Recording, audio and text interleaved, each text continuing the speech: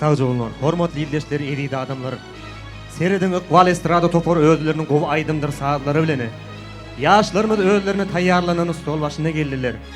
Seredin bugün Altıbay agamyz bilen gödel gelinejimizin bereketli döwletmen gapysynda ulu davara ulu şadyana toýlar tutulýar.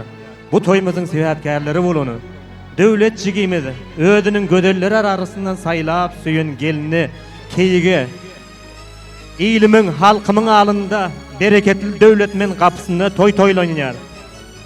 Hormatly şadlykly geçenden sebäpkary jigim döwlet gelini keýik men hem siziň şu güýjeki şadyana bagty nikah toýluňyzy elki bilen öz adyny galy berse-de sahnaçy ýigitlerimiz gurt geldi gurt geldiğini ýigitleriniň adyndan Iqbal Estrada toporunyň adyndan Şöhrat Media studiýasynyň adyndan özüniň görnükli ençe muhlise eýe bolan YouTube'da özüni rekord professional Rahman Media studiýasynyň adyndan uzak ömür bagtly durmuş arzu edýäris.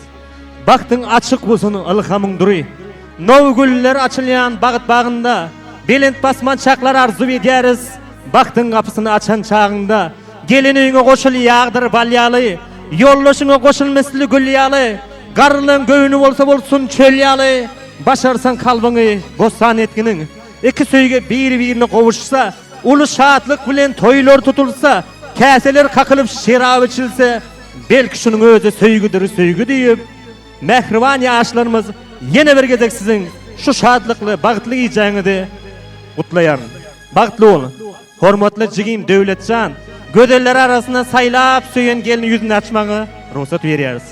Açkyn bugün söýen geliniň ýüzüni, ilim görse bereketli ýüzüni arzu etse, her bir ata, her bir ene arzu etsin şunun ýaly gelini. Toýlaryňyz toýulaşyny owadan ýaşlarymyz.